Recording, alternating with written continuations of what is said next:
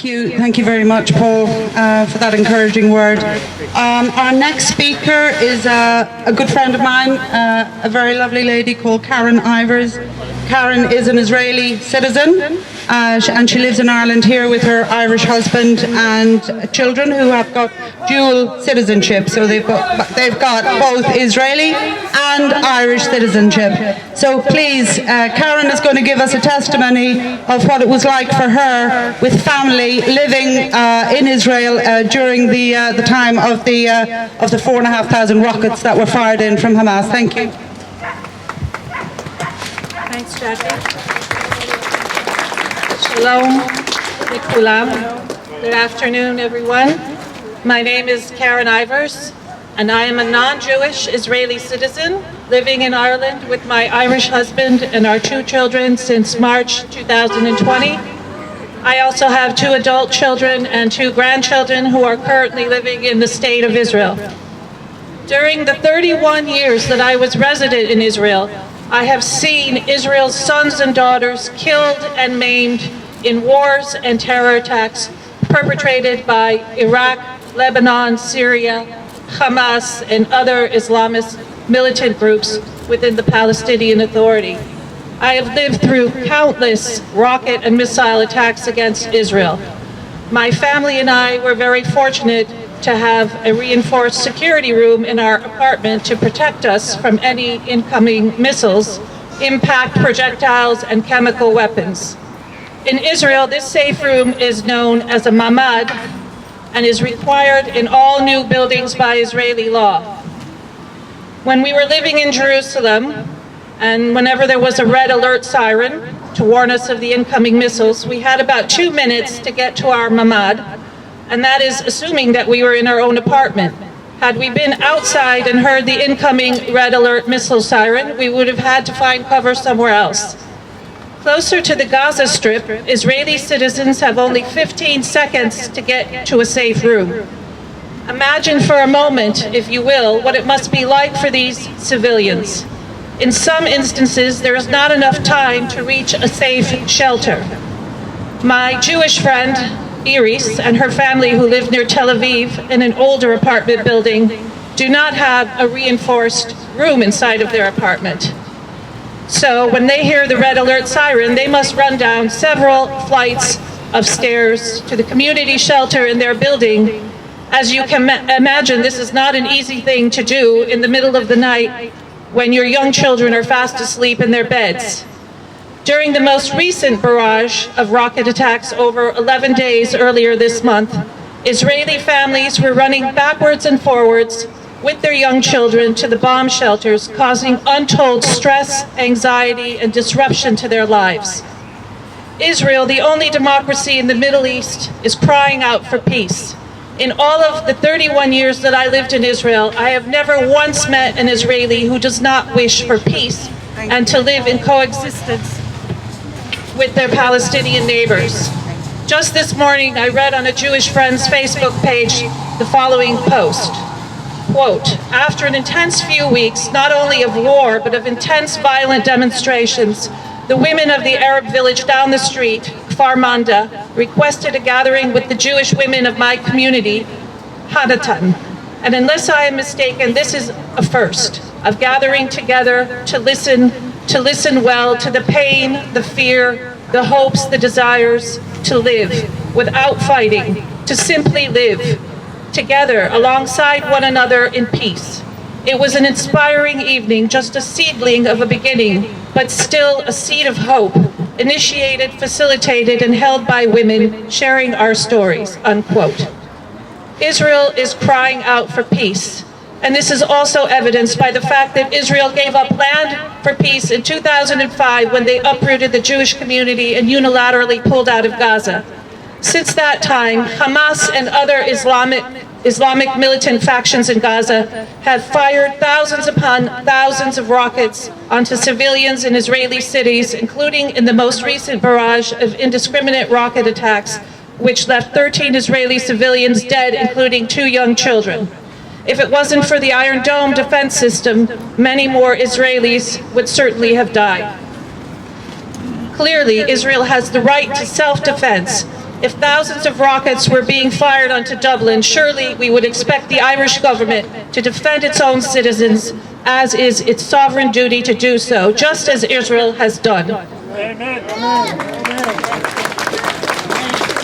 As the great American civil rights leader Martin Luther King Jr. once said, "I see Israel as one of the great outposts of democracy in the world and a marvelous example of what can be done, how desert land can be transformed into an oasis of brotherhood and democracy. Peace for Israel means security, and that security must be a reality."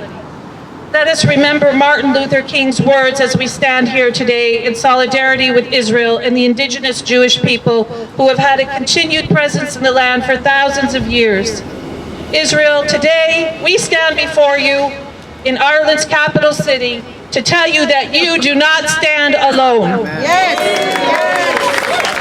And I'd just like to end with a few verses from an Israeli song by Eyal Golan. מי שמאמין לא מפחד את האמונה לאבד ויש לנו מלך העולם והוא ישמור אותנו מכולם. עם ישראל חי. תודה רבה. Am Israel High. Okay, thank you very much, Karen. Our next speaker, I'm delighted to welcome Dr. Mark Humphrys.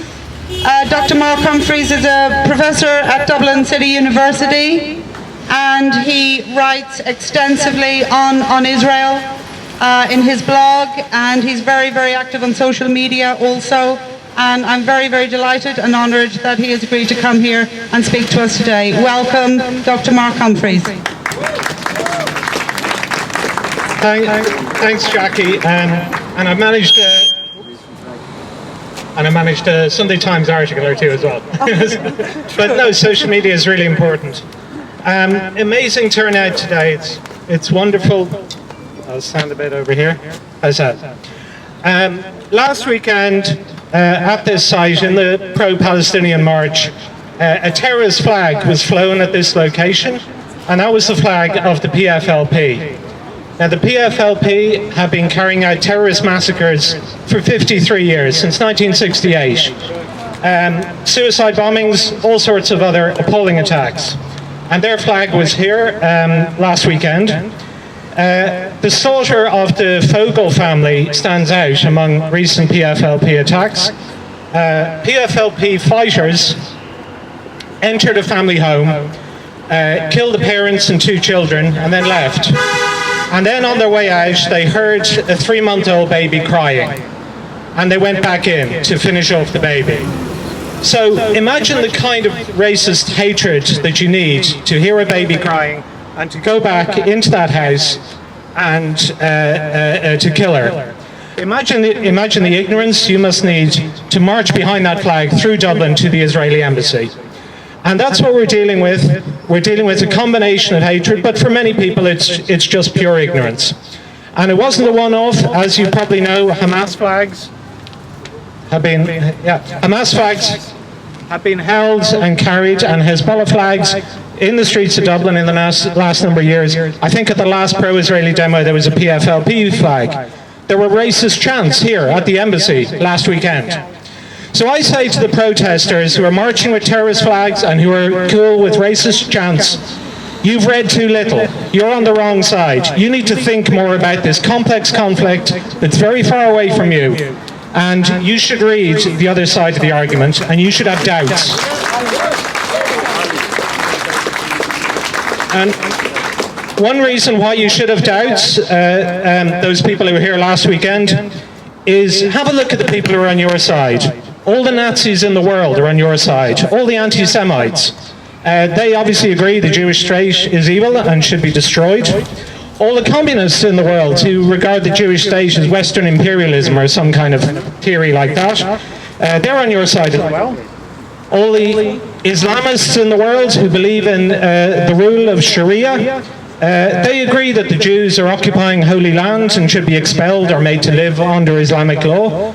They're on your side too. All the jihadists in the world who believe in the caliphate, they're on your side as well. They agree the Jews must be expelled or exterminated. These are your allies, people. Not you, obviously. We're addressing the other audience. These are your allies. Will history say that you were right and all these awful people were right on this topic? No, it will not. It will not say that. So, let me be positive. The people in Ireland who have decided that they understand this complex, faraway situation, take a look at Israel. Israel is a multicultural, liberal democracy. It's probably the only place most of us could live in the Middle East and be free. It has elections. Since 2006, Israel has had 7 general elections.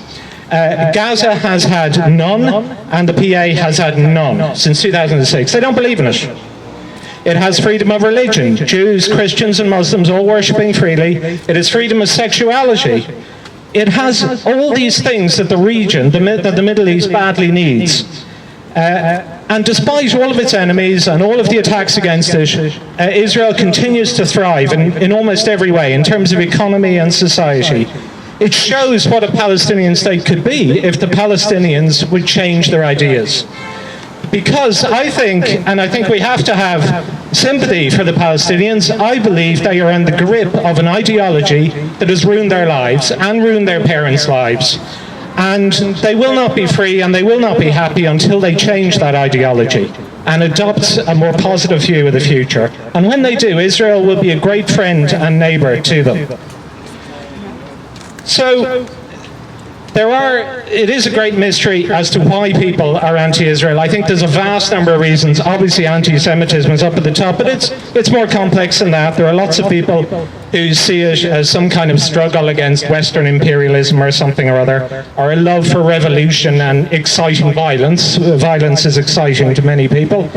There's a deluded belief that Israel's enemies are oppressed rather than being, for example, racists.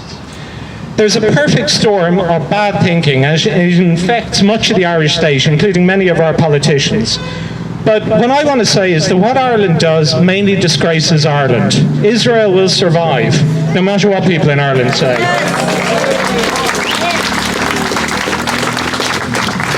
And I am Irish, so I don't want Ireland to be a disgrace, but that is the way I feel, that this is all that it does.